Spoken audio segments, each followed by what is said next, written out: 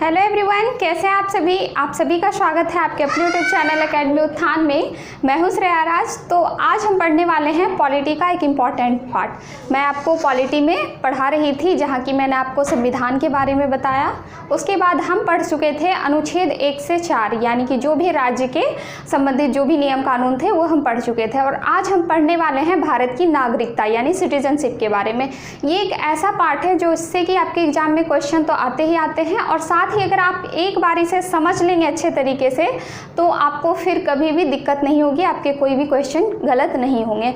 तो चलिए देखते हैं, अंत तक देखिएगा, इसे समझिएगा, चीज़ों को नोट डाउन भी कीजिएगा। तो देखिए, सबसे पहले बात करें नागरिकता क्या होती है।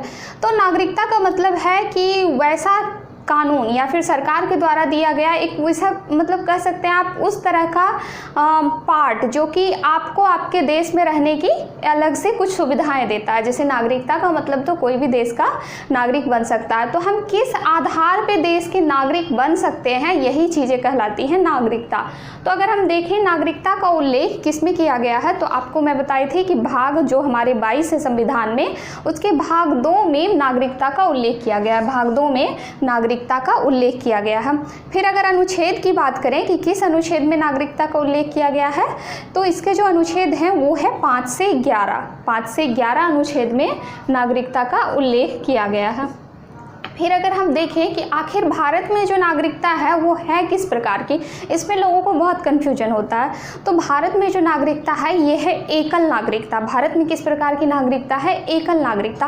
अब ये एकल नागरिकता क्या होता है, तो कुछ बच्चों का सोचना होता है कि एकल नागरिकता का मतलब कि हम भारत के नागरिक हैं तो हम चीन के नागरिक नहीं हो सकते, हम पाकिस्तान के नागरिक नहीं हो सकते, यानी अन्य देशों के नागरिक नहीं हो सकते। लेकिन ये बात नहीं है। एकल नागरिकता का मतलब होता है कि वैसी नागरिकता जिसमें कि हम सिर्फ एक देश के यानी अपने देश के नागरिक हों, ना कि अपने जो जिन्हें मतलब जिस राज्य में रह रहे हों उसके भी नागरिक हो। जैसे मान लीजिए कोई बिहार का है, कोई यूपी का है, कोई उत्तराखंड का है, तो वो क्या होगा, तो इस क्षेत्र का निवासी होगा, यानी बिहार का निवासी होगा, यूपी का निवासी होगा, उत्तराखंड का निवासी होगा, नागरिक नहीं होगा। वो नागरिक कहाँ का होगा, तो वो नागरिक होगा भारत का। यानी कि हम साफ तौर पे ये कह सकते हैं कि हम भारत के नागरिक हैं। हम कहाँ के नागरिक हैं? हम भारत के नागरिक हैं, बल्कि हम भारत के सिर्फ नागरिक है ये नहीं कि हम किसी राज्य के भी नागरिक हैं, राज्य के निवासी हैं, लेकिन नागरिक कहाँ के हैं, तो भारत के। तो ये चीज़ें कहलाती है एकल नागरिकता। अगर बात करें तो अमेरिका में आपने सुना होगा कि वहाँ के जो 50 राज्य हैं उनके अलग अलग झंडे हैं, उनके अलग अलग कह लीजिए अलग अलग उनका अपना क्षेत्र है, संविधान है, नियम कानून है उनका अलग अलग। तो वहाँ क्या है कि 2 प्रकार की नागरिकता दी गई। एक तो वहाँ के लोग अमेरिका के निवासी हैं ही, साथ में जिस राज्य में वो रह रहे हैं वहाँ के भी वो निवासी कहलाते हैं। लेकिन भारत में एकल नागरिकता है। तो अगर प्रकार की बात आए कि भारत में किस प्रकार की नागरिकता लोगों को प्रदान की गई है, तो एकल नागरिकता, एकल नागरिकता। फिर अगर बात करें कि एकल नागरिकता कहाँ से ली गई है, तो आपको पता है कि संविधान बनने में 2 वर्ष 11 महीना 18 दिन यानी लगभग 3 साल तो लगे संविधान बनने में। लेकिन लोग क्या थे कि हाँ, जो मात्र 15% संविधान ही बना, यानी भारत के जो लोग थे वो कितने अपनाए, कितना अपना देश से दिए, तो 15%। बाकी जो 85% था वो कहाँ से लिया गया, तो वो विदेशों से ही लिया गया, जिसमें कि मौलिक कर्तव्य के बारे में आप पढ़ेंगे, मौलिक अधिकार के बारे में पढ़ेंगे, आपात उपबंध, ये सब कहाँ से लिया गया, तो सब विदेशों से लिया गया। तो उसी में ब्रिटेन से लिया गया है एकल नागरिकता। ब्रिटेन से क्या लिया गया है, तो एकल नागरिकता। आपके एग्जाम में ये सारे क्वेश्चन आएंगे। तो एकल नागरिकता हमारा ब्रिटेन से लिया गया। अब देखिए हमारे देश में किस आधार पर नागरिकता दी जाती है, तो आप एक एग्जाम्पल लीजिए। जैसे देखिए भारत में सोनपुर का मेला फेमस है, हरिद्वार का मेला, ये सब फेमस है। तो जब सोनपुर का मेला लगा तो आप ऐसा समझिए कि यहाँ के जो लोग थे हमारे देश के किसी भी राज्य के, उन्होंने कहा कि चलो हम मेला देखने जाते हैं। तो उस लोग तो गए, वो लोग तो गए, उसमें हिंदू भी हो सकते हैं, मुस्लिम भी, जैन भी, पारसी भी, बौद्ध भी, कोई भी हो सकते हैं मेला देखने। अब विदेशों में ये बात फेमस है कि भारत की जो सोनपुर का मेला है वो बहुत अच्छा मेला है, यानी कि वर्ल्ड फेमस मेला है। तो अब क्या होंगे कि कुछ विदेशी भी आएंगे इस मेला को देखने। तो वहाँ कौन कौन से लोग गए, एक तो यहाँ के जो नागरिक हैं वो गए हैं, साथ में विदेशी भी आए। तो इस प्रकार से वहाँ जो उपस्थित लोग हैं, वहाँ जो लोग पहुँचे वो 3 प्रकार के लोग पहुँचे। एक तो पर्सन का मतलब हो गया कि नॉर्मल व्यक्ति, यानी विदेशों से जो यहाँ घूमने आए। और दूसरी अगर बात करें तो दूसरी हो गया हमारा सिटीजन, यानी कि यहाँ के जो नागरिक थे। और तीसरा अगर बात करें तो वो हो गया माइनॉरिटी, माइनॉरिटी का मतलब होता है अल्पसंख्यक। आप जानते होंगे मेजोरिटी और माइनॉरिटी, तो माइनॉरिटी का मतलब होता है अल्पसंख्यक, यानी कि उसकी जनसंख्या, यानी कि जो लोग इसमें क्षेत्र में आते हैं, माइनॉरिटी में आते हैं, उनकी जो जनसंख्या होगी वो अन्य लोगों से कम होगी, उनकी जनसंख्या न्यूनतम होगी, इसीलिए उन्हें अल्पसंख्यक, अल्प का मतलब ही कम होता है। जैसे कि अगर बात करें हमारे देश में, तो भारत कैसा है, तो हिंदू बहुल कंट्री, यहाँ पर क्या है, तो हिंदू की संख्या ज़्यादा है। फिर अगर बात करें जैन की, बौद्ध की, पारसी की, तो उन सब की संख्या बहुत कम मात्रा में, तो उसे हम अल्पसंख्यक कह सकते हैं। यही आप अगर साउथ के साइड में जाएंगे तो साउथ इंडिया में ही देखेंगे कि वहाँ हिंदू बहुत कम है, वहाँ क्रिश्चियन सब ज़्यादा है, तो वहाँ क्या हो जाएंगे कि वहाँ के लिए हिंदू अल्पसंख्यक हो जाएंगे। तो अल्पसंख्यक का मतलब होता है कि जहाँ जो एक कोई विशेष क्षेत्र के लोग या कोई विशेष भाषा के लोग या विशेष नागरिकता के लोग, ये सब जो होंगे उनकी संख्या कम होगी, तो वही आपका अल्पसंख्यक कहलाता है। तो अल्पसंख्यक किस आधार पे हो सकता है, तो धर्म के आधार पे हो सकता है और एक भाषा के आधार पे हो सकता है अल्पसंख्यक। तो ये आप समझ गए। तो ये 3 प्रकार के पर्सन वहाँ जाएंगे, तो उन तीनों में हम एक पढ़ेंगे इस सिटीजन के बारे में, यानी कि वहाँ के नागरिक के बारे में। अब देखना यह है कि 5 से 11 अनुच्छेद में जो नागरिकता का वर्णन किया गया है, उसमें किस आधार पर हमें भारत का नागरिक बनाया जा सकता है, यानी हम भारत के नागरिक किस आधार पर हैं, ये देखना कौन से व्यक्ति भारत के नागरिक हो सकते हैं। क्योंकि आपको पता है हमेशा नागरिकता को लेकर कुछ ना कुछ होते रहता है, जैसे 1986 में, 92 में, 2003 में, 2015 में, हाल ही में 2019 में एनआरसी को लेकर भी कुछ बातें हुई, तो इसके लिए हमें ये पढ़ना जरूरी है। तो देखिए सबसे पहले हम अनुच्छेद 5 में चलते हैं कि अनुच्छेद 5 में क्या है। तो इसमें है कि संविधान के प्रारंभ में नागरिकता। संविधान के प्रारंभ का क्या मतलब कि जब संविधान लागू हुआ, यानी कि 26 जनवरी 1950, तो संविधान के प्रारंभ में नागरिकता मिली लोगों को। तो किस प्रकार से मिली, तो इसमें 3 बातों का वर्णन किया गया है। इस समय जो नागरिकता मिली, इसमें 3 बातों का वर्णन किया गया है।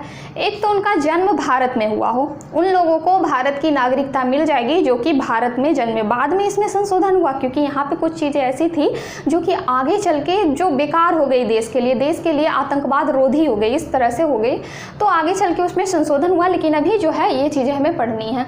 तो जन्म जिसका भारत में हुआ हो वो भारत के नागरिक हैं। हमारा भी तो नागरिकता इसी आधार पे है ना, हम भारत में जन्म लिए हैं तो भारत के नागरिक हो गए। अब दूसरा जो नियम है वो है उनका माता पिता का जन्म भारत में हुआ हो। मान लीजिए कि जिस समय आपको पता है कि आज़ादी की लड़ाई लड़ी जा रही थी, तो उस समय कई ऐसे क्रांतिकारी थे जो कि सिर्फ अपने ही देश में नहीं बल्कि विदेशों में जाके भी क्रांतियाँ की है। जैसे कि कनाडा में सैन फ्रांसिस्को में लाहौरदयाल के द्वारा जब जो क्रांति की गई, तो ये सारी क्रांति विदेशों में की गई। तो जब ये क्रांतिकारी विदेशों में थे और उसी समय उन्होंने अपने बच्चे को जब जन्म दिया, तो वो क्या थे, तो जन्म तो वो बच्चे विदेश में लिए हों, तो क्या वो भारत के नागरिक नहीं होंगे? सब कुछ तो उनका, उन क्रांतिकारियों का भारत है, वो भारत के लिए लड़ रहे हैं, तो क्या उनके बच्चे को भारत की नागरिकता नहीं मिलेगी? तो इसीलिए है कि अगर उनका जन्म विदेश में भी हुआ हो लेकिन उनके माता पिता का जन्म भारत में हुआ हो तो वो भारत के नागरिक होंगे। फिर देखिए कि जो भारत में रह रहा हो, यानी भारत में कब रहता हो, तो ये जो हमारा भाग बना यानी कि नागरिकता बना, ये तो संविधान में बना। संविधान लागू 26 जनवरी 1950 में हुआ। तो इसमें है कि जो कि भारत में 26 जनवरी 1950 से 5 साल पहले से ही रह रहे हो, यानी कि 1945 से रह रहे हो या फिर उससे भी पहले से रह रहे हो, तो वो भारत के नागरिक हो सकते हैं। उन्हें क्या मिलेगा, तो हाँ भारत की नागरिकता मिल जाएगी। तो ये अनुच्छेद 5 के तहत कुछ प्रावधान थे जो कि आप समझ गए कि भारत के संविधान में, यानी संविधान बनने टाइम लागू होने के वक्त किस प्रकार से नागरिकता दी गई लोगों को। फिर देखते हैं अनुच्छेद में क्या बातें हैं। तो अनुच्छेद में है कि पाकिस्तान से भारत आए लोगों की नागरिकता। आपको पता है कि जब भारत आज़ाद हुआ तो क्या हुआ कि कुछ लोग भारत में रह गए, कुछ लोग पाकिस्तान चले गए, पाकिस्तान के कुछ लोग पाकिस्तान में रहे और पाकिस्तान से कुछ लोग भारत में आ गए। यानी कि जिनको जहाँ रहना था पसंद हुआ, बहुत सारा मारकाट भी हुआ, तो लोग वहाँ से भी दुखी होकर कुछ यहाँ चले आए। तो पाकिस्तान से जो लोग दुखी होकर यहाँ चले आए, यानी कि उन्हें था कि हम भारत में ही रहेंगे, तो उनको नागरिकता किस प्रकार दी, वो तो वहाँ से छोड़ के आ गए हमारे देश में, तो नागरिकता तो उन्हें मिलनी चाहिए। तो उन्हें किस प्रकार से मिलनी चाहिए, तो देखिए परमिट 19 जुलाई 1948, परमिट 19 जुलाई 1948 को एक परमिट जारी हुआ, यानी भारत की आज़ादी के लगभग 1 साल बाद एक परमिट जारी हुआ 19 जुलाई को, और इसे नाम दिया गया है परमिट 19 जुलाई 1948। इसमें क्या था कि 19 जुलाई 1948, जैसे 15 अगस्त 1947 को भारत आज़ाद हो गया, तो आज़ादी के बाद जिन्होंने अनुभव किया कि हमें भारत आना है, तो 19 जुलाई 1948 से जो लोग पहले भारत आ गए वो तो भारत के नागरिक हो ही गए, उसमें तो कोई राय दुहाई नहीं, कुछ भी नहीं, वो भारत के परमानेंट नागरिक हैं। लेकिन अगर कोई 19 जुलाई 1948 के बाद आए तब उनके साथ क्या किया जाए।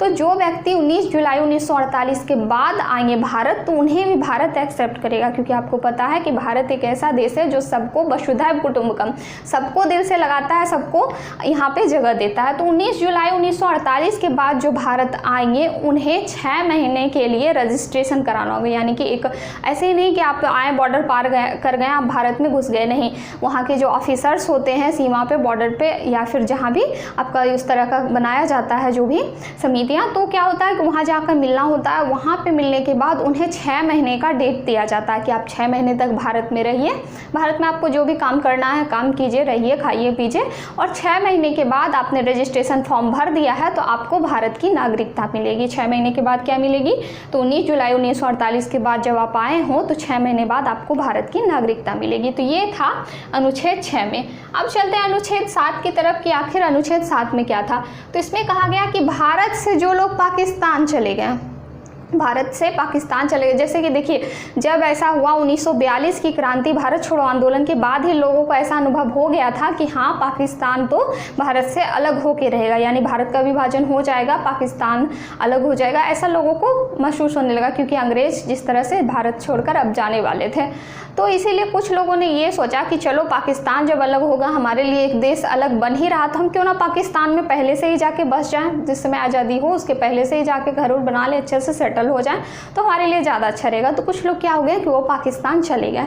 लेकिन जब आज़ादी हुई, यानी कि जब भारत आज़ाद हो गया, तो वहाँ का जब पाकिस्तानियों ने अपना रुख दिखाया, उन्होंने बताया कि ये बहुत ही मतलब कह लीजिए वहाँ जब खून खराबा सब होने लगा, बहुत बेकार अराजकता की स्थिति पैदा हो गई मार काट की, तो लोग सोचे कि नहीं नहीं हमारा भारत ही अच्छा था, हम वहीं पे खुश थे। तो वो क्या करेंगे कि वापस चले आएंगे भारत, पाकिस्तान तो गए थे लेकिन वो वापस भारत चले आएंगे। तो जब वो भारत वापस चले आएंगे तो क्या होगा, तो 1 मार्च 1947 के बाद, यानी 1 मार्च 1947 के बाद जो पाकिस्तान गए लेकिन फिर वो भारत आ जाएंगे तो उन्हें भी भारत की नागरिकता मिलेगी। आपको तो पता है भारत के बारे में, तो उन्हें भी भारत की नागरिकता मिलेगी। तो किस आधार पे मिलेगी, तो उन्हें भी 6 मंथ के लिए रजिस्ट्रेशन कराना होगा। 6 मंथ के लिए क्या कराना होगा, तो रजिस्ट्रेशन, यानी उन्हें भी रजिस्ट्रेशन फॉर्म भरना होगा और 6 महीने के बाद उन्हें भारत की नागरिकता मिल जाएगी कि चलो आप गए तो गए लेकिन आ गए तो आपको हम भारत की नागरिकता दे देते हैं। तो ऐसा वर्णन अनुच्छेद 7 में किया गया। अब देखिए अनुच्छेद 7, 6, 5 ये सब जो है ये किया गया उस समय की स्थिति को देखते हुए, यानी कि भारत की आज़ादी के समय जो स्थिति थी भारत की, तो उस समय को देखते हुए ही ये सारे संविधान में नियम कानून लाए गए। फिर देखिए अगर बात करें तो अभी के लिए इतना महत्वपूर्ण नहीं है, अभी इतना इसका वर्णन नहीं है। फिर देखिए अनुच्छेद 8 में कि भारत के बाहर रह रहे बच्चों की नागरिकता, भारत के बाहर जो बच्चे रह रहे हैं उन्हें नागरिकता मिलेगी कि नहीं। तो मैं यहाँ जस्ट लाइक आपको बताई थी कि अगर कोई जो क्रांतिकारी थे वो भारत के बाहर अगर क्रांति कर रहे हैं और उन समय उनके बच्चे का जन्म हुआ तो क्या उन्हें नागरिकता मिलेगी, तो मिलेगी एक शर्त पर, जब उनके माता पिता क्या हो, तो माता पिता भारत के नागरिक हो, माता पिता क्या हो, भारत के नागरिक होंगे, तब उन्हें नागरिकता मिल जाएगी। आपने एक मूवी देखी होगी, अगर देखी होगी तो अंग्रेजी मीडियम, इरफान खान की बहुत अच्छी मूवी है, देखने योग्य है आप लोगों के लिए। तो अंग्रेजी मीडियम मूवी में जब बात आई कि उनकी बेटी को विदेश में पढ़ना था, यानी कि उन्हें लंदन जाना था, तो अब बात आई कि लंदन में तो पढ़ेंगे लेकिन लंदन की नागरिकता कैसे लेनी है। तो उस मूवी को आप देखिएगा तो ज़्यादा समझ में आएगा। तो उसमें था कि उन्हें वो वहाँ पर जाके बिजनेस करेंगे उसके फादर, तो कुछ साल वहाँ पर बिजनेस करने के बाद 3-4 साल में उन्हें वहाँ की नागरिकता मिल जाएगी, जिससे कि वो फिर परमानेंट वहाँ पढ़ सकती है। तो यही चीज़ें यहाँ भी हुई कि जैसे भारत के अगर कोई बच्चे विदेश में पढ़ रहे हो, पढ़ने गए हो या फिर उनका जन्म वहाँ हुआ हो, तो उन्हें कैसे मिलेगी भारत की नागरिकता, तो उनके माता पिता अगर भारत के नागरिक होंगे तो उन्हें भारत की नागरिकता मिल जाएगी। फिर देखिए अनुच्छेद 9 में है कि विदेशी नागरिकता लेने पर अगर कोई व्यक्ति भारत का नागरिक है, ठीक, लेकिन वो विदेशों में गया, उसे विदेश इतना अच्छा लग गया कि उसने वहाँ की नागरिकता ले ली, वहाँ की नागरिकता ले ली विदेश की, तो अब क्या होगा कि भारत में जो उसकी नागरिकता थी, भारत से उसकी नागरिकता समाप्त कर दी जाएगी। यानी कि जब विदेशी नागरिकता लेने पे भारत से उसकी नागरिकता क्या कर दी जाएगी, तो समाप्त कर दी जाएगी। हाल ही में कुछ बात हो रही थी अक्षय कुमार के बारे में कि वो कनाडा की नागरिकता ले रहे हैं या लेने वाले हैं, इस तरह की कुछ, तो देखिए उतनी कोई बड़ी बात नहीं थी, लेकिन बात यहाँ पे ये आ गई कि देखिए इसी तरह से, यानी कि जब वो दूसरे देशों की नागरिकता लेंगे तो भारत की नागरिकता जो होगी वो उन्हें समाप्त कर दी जाएगी। फिर देखिए अनुच्छेद 10 में है कि नागरिकता बना रहना जब तक कि कोई विदेशी यानी देश विरोधी कार्य ना करे। अब देखिए आपको पता है कि नागरिकता जो है वो गृह मंत्रालय के अंतर्गत आता है, तो गृह मंत्रालय के जो भी होंगे वो जिस समय जिनकी सरकार रहेगी तो वो सोचेगी कि क्यों ना हम ऐसा करें कि हमारे अगेंस्ट जो भी पार्टी हैं, हमारे अगेंस्ट जो भी पार्टियां हैं, अगर हम उनकी नागरिकता समाप्त कर दें, उन्हें देश से भगा दें, तो हमारे विरुद्ध तो कोई लड़ने वाला रहेगा नहीं, तो हमारी तो राज हो जाएगी। क्योंकि आपको पता है कि राजनीति का मतलब ही है साम दाम दंड भेद, यानी कुछ भी करना है राजनीति में सब जायज है। तो वही चीज़ें हैं कि लोग ऐसा सोचेंगे, सत्ता पक्ष के जो लोग होंगे वो सोचेंगे कि क्यों ना हम सत्ता विरोधी को इस तरह से भारत की नागरिकता से समाप्त करके उन्हें भगा दें, रेस में अकेले दौड़ेंगे, अकेले जीतेंगे।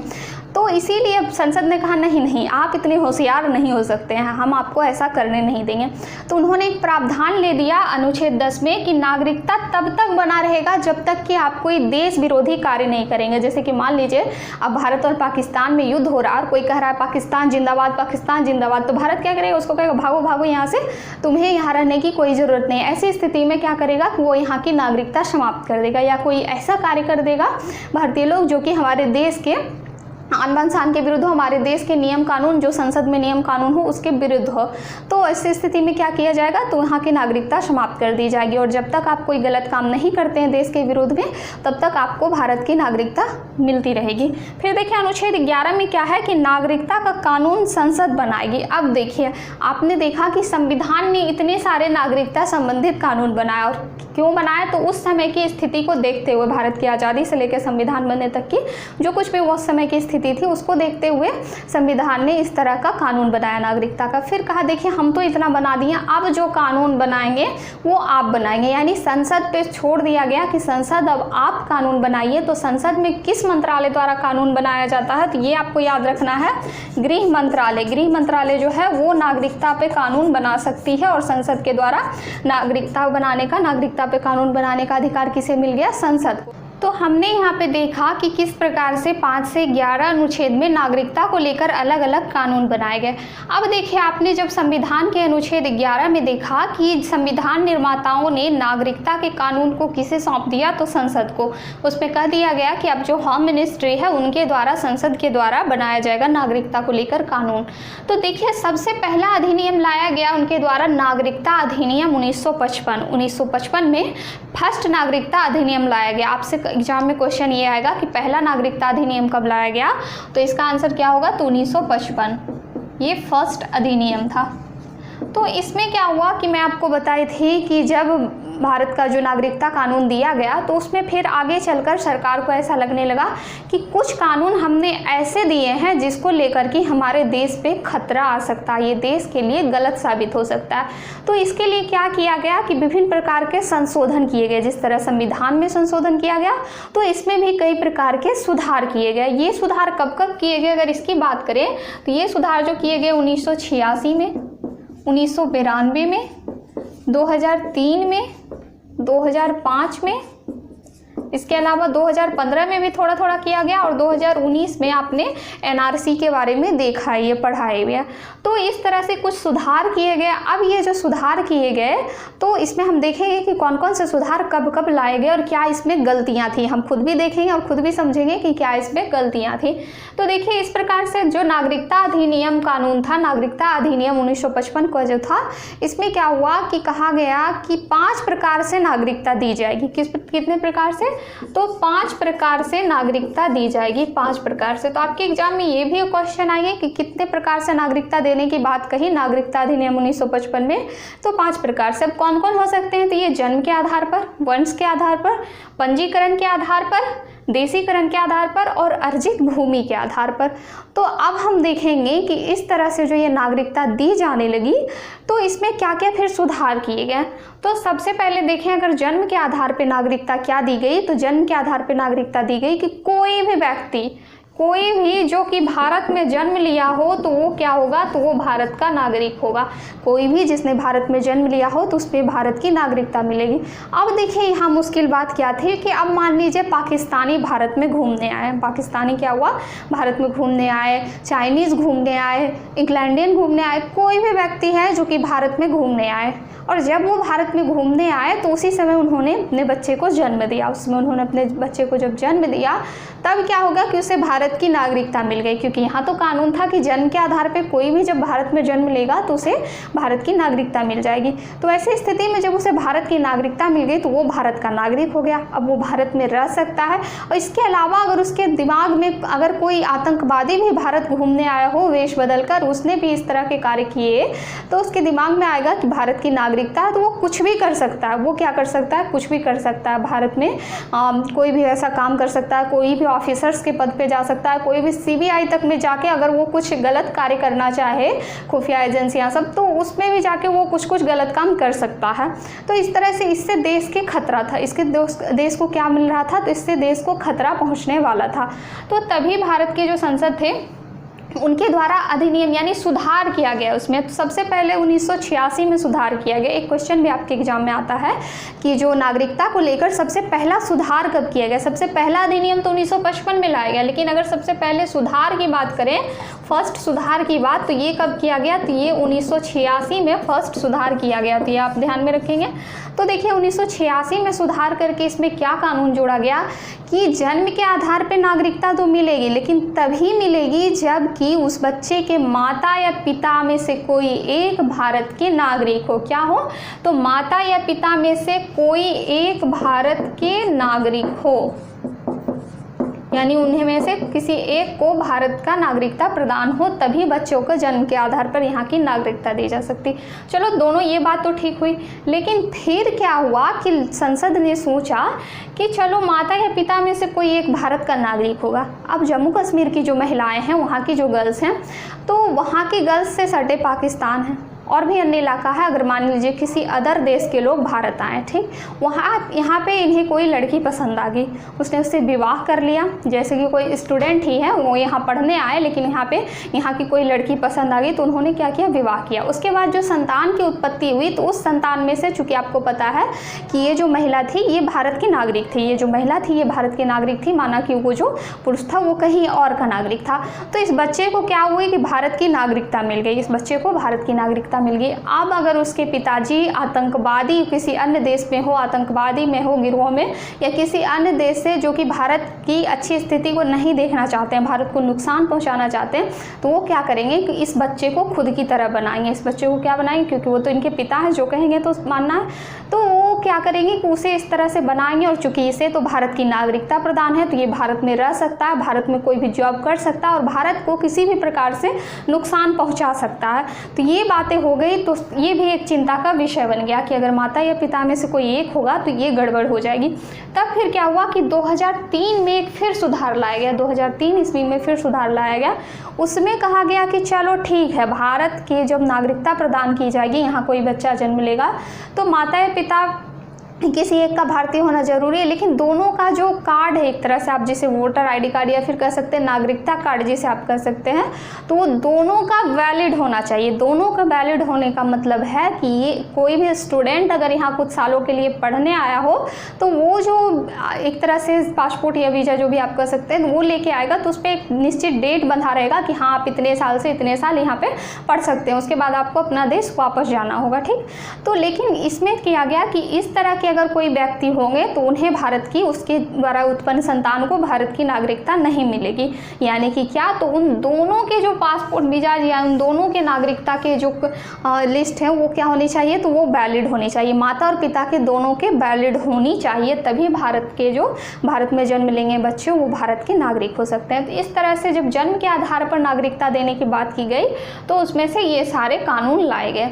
अब देखिए एक जो कानून दिया गया तो उसमें किस प्रकार से दिया गया? तो वंश के आधार पे नागरिकता दिया गया। तो वंश के आधार पे क्या मतलब है कि हम तो भारत के नागरिक हैं, ठीक, हमें तो पता नहीं, यानी कि हमने भारत की आज़ादी के समय जन्म नहीं लिया, तो हमारे माता पिता ने भी नहीं लिया, तो किसने जन्म लिया? तो हमारे दादाजी थे, मुझे भी पता है, मेरे भी दादाजी थे, तो उस समय वहाँ पे थे, ये भारत की आज़ादी के समय भारत के नागरिक थे, तो उनके वंशज हम सब हैं। तो हमें किस प्रकार से नागरिकता मिली है? तो हमें मिली है हमारे वंश के आधार पर, हमें जो नागरिकता मिली है वो मिली है हमारे वंश के आधार पर। लेकिन इसमें बुराई क्या थी कि ये जो वंश के आधार पर नागरिकता दी जाती थी, ये पिता के आधार पर, यानी कि जब पिता यहाँ का नागरिक हो तभी बच्चे को भारत की नागरिकता मिलेगी। तो किस आधार पे दिया गया था? तो पिता के आधार पे नागरिकता दी जाने लगी। अब महिलाओं को ये बात बुरी लग गई, क्यों ना लगे भला, कि हम अगर भारत के नागरिक हैं और हमने किसी विदेशी से शादी किया है तो हमें भारत की यानी हमारे बच्चे को भारत की नागरिकता क्यों नहीं मिलेगी, वो तो हमारा भी बच्चा है। तो इस पे महिलाओं ने क्या किया? आंदोलन किया। उन्होंने सुप्रीम कोर्ट में इसके खिलाफ कार्रवाई की, आवाज़ उठाई। तब क्या हुआ कि 1992 में फिर एक सुधार लाया गया। 1992 में सुधार लाया गया और कहा गया कि हाँ, वंश के आधार पर नागरिकता मिलेगी। अगर माता या पिता में से कोई एक भी भारत का नागरिक हो तो वंश के आधार पे आपको नागरिकता मिल जाएगी। तो यहाँ से ये जो इसमें गलतियाँ थी इसे सुधार किया गया 1992 ईस्वी में। समझ में आ रहा होगा आपको चीज़ें। फिर देखिए, अगर पंजीकरण की बात करें, आपको पता है कि रजिस्ट्रेशन अभी जैसे देखिए आधार कार्ड वीवीआई है, मतलब कि बहुत ज़्यादा इंपॉर्टेंट है। आधार कार्ड के माध्यम से पता चलता है कि हम यहाँ के नागरिक हैं, हमें एक तरह का सबूत मिलता है, हर जगह मांगा जाता है। आधार कार्ड हो गया, पैन कार्ड हो गया। तो इस तरह से पंजीकरण के आधार पर जो है वो वहाँ भारत की नागरिकता दी जाने लगी। लेकिन पंजीकरण के आधार पर कैसे? अब मान लीजिए कोई इंग्लैंड का व्यक्ति आया, कोई भी किसी भी देश का व्यक्ति आया और वहाँ ये नौकरी करने लगा, भारत में नौकरी करने लगा, कुछ दिनों रहा तो उसे बहुत अच्छा लगा, या फिर वो यहाँ घूमने ही आया, 2-4 महीने घूमे तो उसे बहुत अच्छा लगे कि भारत बहुत अच्छा देश है, यहाँ बहुत ज़्यादा सब कुछ अच्छा है। तो वो क्या सोचेगा कि क्यों ना हम भारत के नागरिक बन जाए, हम भारत के नागरिक बन जाए परमानेंट। तो नागरिक बनने की अगर बात आएगी तो अब क्या होगा कि वो मंत्रालय में जब जाएगा कि हाँ हमें भारत के नागरिक बनना है, तो उन्हें क्या कहा जाएगा कि एक शर्त पे आप भारत के नागरिक बनेंगे, जब आपका यहाँ रहे हुए 7 ईयर्स यानी 7 साल जब आपका हो जाएगा भारत में रहे हुए, आप उस समय उस दौरान यानी 7 वर्ष के दौरान कोई भी ऐसा देश विरोधी कार्य नहीं करेंगे, तभी हम आपको भारत की नागरिकता देंगे। यानी कि हम आपको कैसे जानेंगे कि हाँ आप यहाँ के अच्छे लोग हैं, यहाँ अच्छे से आप रह सकते हैं, आप भारत देश को नुकसान नहीं पहुँचाएंगे। तो इसके लिए आपको 7 वर्षों तक विश्वास दिलाना होगा, आपको 7 वर्ष तक यहाँ रहना होगा, तभी भारत की नागरिकता मिलेगी। तो पंजीकरण के आधार के लिए 7 वर्ष यहाँ होना जरूरी है, तभी भारत की नागरिकता मिलेगी। तो ये नागरिकता अधिनियम 1955 में था। फिर देखिए, अगर चौथा नंबर की बात करें, चूँकि आपको पता है 5 प्रकार से नागरिकता दी गई, तो चौथे नंबर में है कि कला, विज्ञान या भारतीय भाषा, ये 10 ईयर्स।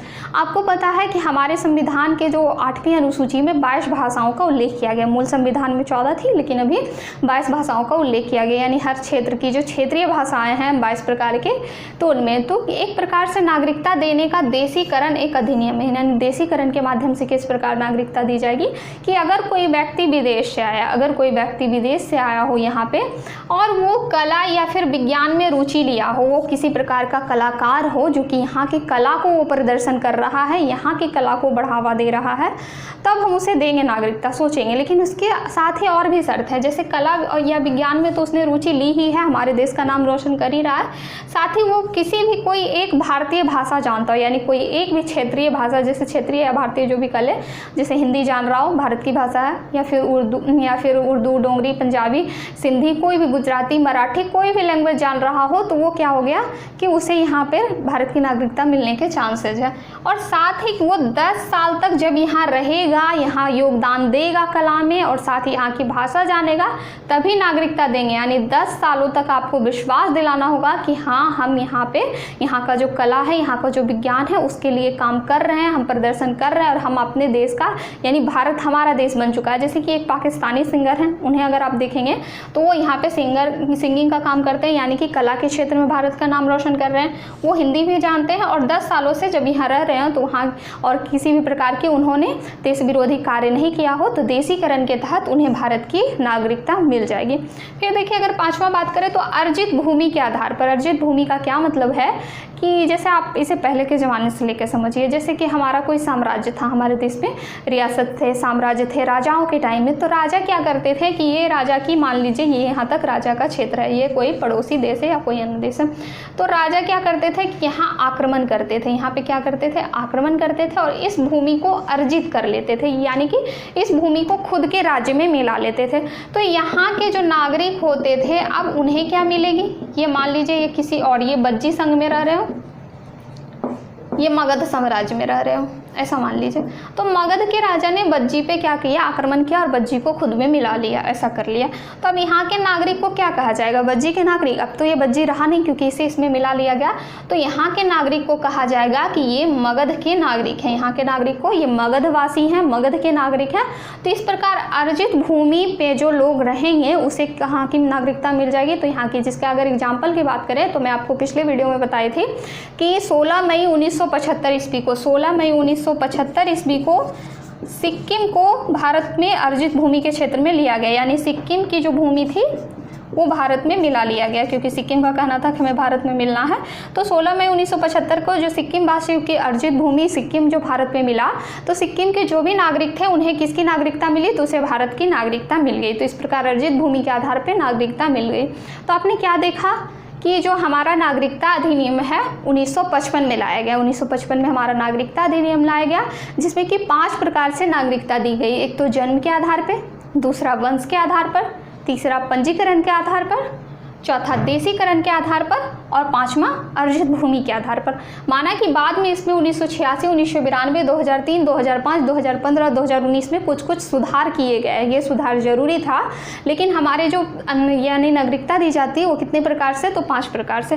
फिर देखिए, अगर हम नागरिकता के समापन की बात करें कि किस प्रकार से हमारी नागरिकता भारत से समाप्त हो सकती है, तो ये कितने प्रकार से, तो 3 प्रकार से। नागरिकता मिल सकती है 5 प्रकार से, लेकिन समाप्त कितने प्रकार से हो सकती है, तो 3 प्रकार से। ये चीज़ आपको ध्यान में रखनी है।